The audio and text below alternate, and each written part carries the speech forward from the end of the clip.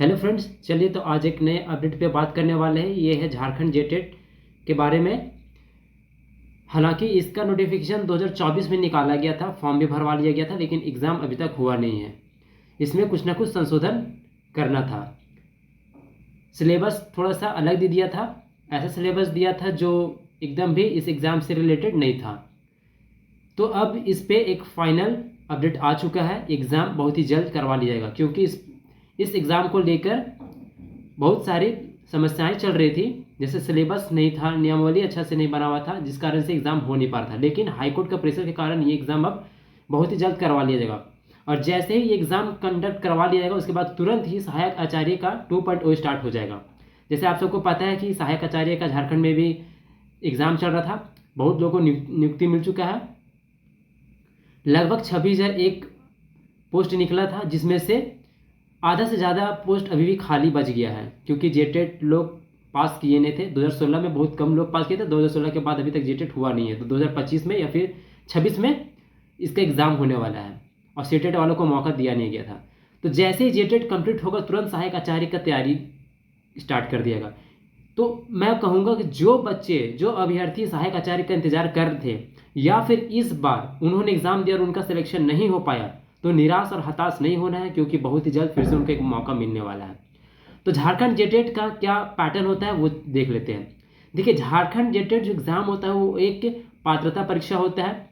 इसमें आप अगर पास करते हैं तो आप अगले मेंस के लिए आपको क्वालिफाई कर दिया जाएगा, यानी कि आप मेंस एग्ज़ाम दे सकते हैं।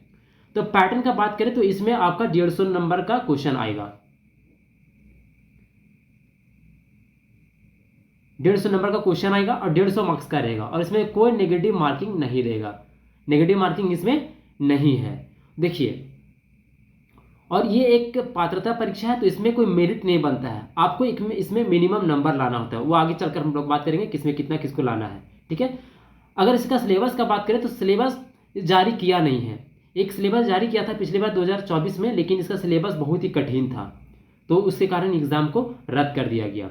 तो सिलेबस अगर बात करें तो देखिए, इसमें पढ़ना क्या रहेगा। देखिए, अगर आप 1 to 5 का अगर तैयारी कर रहे हैं, ठीक है, तो आपको क्लास 1 से लेकर क्लास 8 तक का एनसीईआरटी को पूरा पढ़ लेना है। वहाँ तक का जानकारी होना ही चाहिए।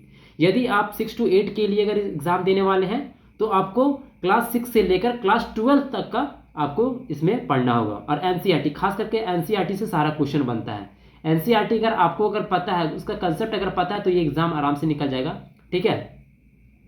60 नंबर का रहता है। अगर आप मैथ और साइंस से है तो 60 नंबर का मैथ और साइंस से पूछेगा। यदि आप एसएसटी से या है तो एसएसटी से पूछेगा, या फिर लैंग्वेज के हैं तो लैंग्वेज से पूछेगा। लैंग्वेज यानी कि इंग्लिश या हिंदी है या फिर कोई भी भाषा है, ठीक है, उससे अगर है तो उससे आपको 60 क्वेश्चन पूछेगा। बाकी सीडीपी पूछता है, और उधर इंग्लिश और हिंदी पेपर 1 और पेपर 2 में लेना होता है। वो सारा कुछ अभी हम लोग देखेंगे। एग्जामिनेशन डेट का अगर बात करें, देखिए इस पर हाई कोर्ट का इस पर प्रेशर है। ठीक है, हाई कोर्ट का इस बार प्रेशर इस पे है, तो उसको जल्द से जल्द ये एग्जाम कंडक्ट करवा लेगा ये। तो मान के चलिए दिसंबर लास्ट, अगर नहीं तो जनवरी का फर्स्ट वीक में एग्जाम कंफर्म करवा लिया जाएगा। ठीक है। तो इसी हिसाब से आपको अब क्या करना है, तैयारी करना है। चलिए आगे देख लेते हैं इसके बारे में कुछ और।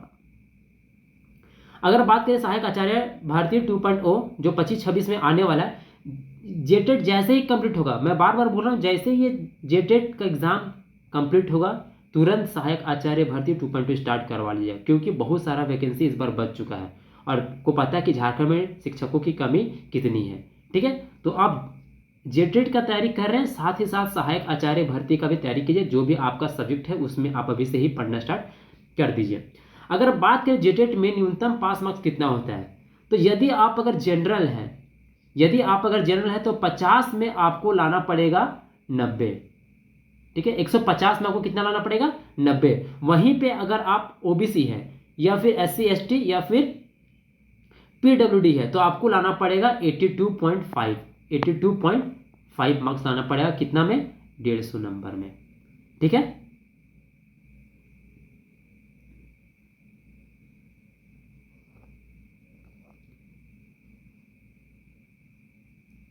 चलिए अब बात करते हैं तैयारी कैसे करें ताकि एक बार में सफल हो जाए। चूंकि ये एक पात्रता परीक्षा है, ठीक है, इसका जो क्वेश्चन का लेवल होता है उतना वो होता नहीं है, हार्ड होता नहीं है। तो तैयारी कैसे करें, मैंने पहले ही बताया, अगर आप 1 से लेकर 5 तक अगर तैयारी कर रहे हैं तो आप एनसीईआरटी 1 से लेकर क्लास 8 तक पूरा पढ़ जाइए, लाइन बाय लाइन पढ़ जाइए, अभी टाइम है, 2 महीना 2.5 महीना टाइम है, पढ़ जाइए। वहीं पे अगर 6 to 8 के लिए अगर फॉर्म अप्लाई करने वाले हैं या फिर अप्लाई कर चुके हैं 2024 में, तो आपको क्लास 6 से लेकर क्लास 12 तक का एनसीईआरटी लाइन बाय लाइन आपको पढ़ लेना है, ऊपर ऊपर से क्वेश्चन पूछेगा, ठीक है। और रही बात सीडीपी का, ठीक है, सीडीपी का बात अगर रहा तो सीडीपी आप तैयार कर सकते हैं, जैसे सीटेट पूछता है सेम टू सेम वैसे ही सीडीपी इसमें पूछेगा, ठीक है। तो आप अगर सीटेट का तैयारी अगर कर चुके हैं या फिर तैयारी कर रहे हैं तो सीडीपी में आपको टेंशन नहीं, तो इसमें आपका कम से कम 25 प्लस आ जाएगा, टेंशन नहीं लेना है, ठीक है। चलिए आगे बात कर लेते हैं कुछ और। तो देखिए ये एग्ज़ाम 2024 में लेने वाला था, जैक जो है 2024 में एग्ज़ाम ये कंडक्ट करवाने वाला था, लेकिन इसका सिलेबस बहुत ही हार्ड था। वो सिलेबस ग्रेजुएशन लेवल और पीजी लेवल का था, ठीक है। और ये एक पात्रता परीक्षा है तो इसमें वैसा सिलेबस होना नहीं चाहिए, कठिन थोड़ा सिलेबस बना दिया गया था, इसलिए इसको पोस्टपोन कर दिया गया था। तो अगर ये 25 में होने वाला है फिर से।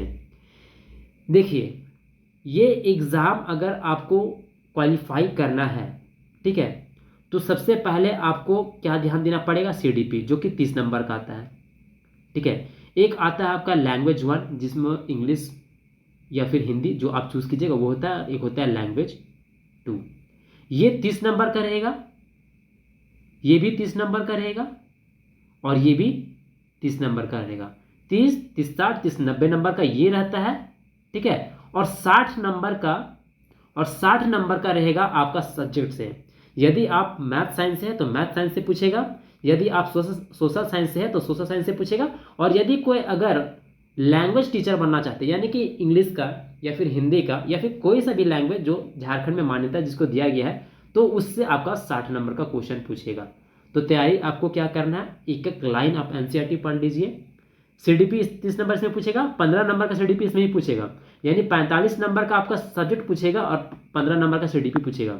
इसमें लैंग्वेज 1 में 15 नंबर का लैंग्वेज 1 अगर हिंदी लिए तो हिंदी से पूछेगा, जैसे कि आपसे पूछ दिया पैसेज वगैरह, ठीक है, और थोड़ा मोड़ा पूछ लेगा ग्रामर, ठीक है। और बाकी जो 15 नंबर रहेगा वो यहाँ भी सीडीपी पूछेगा।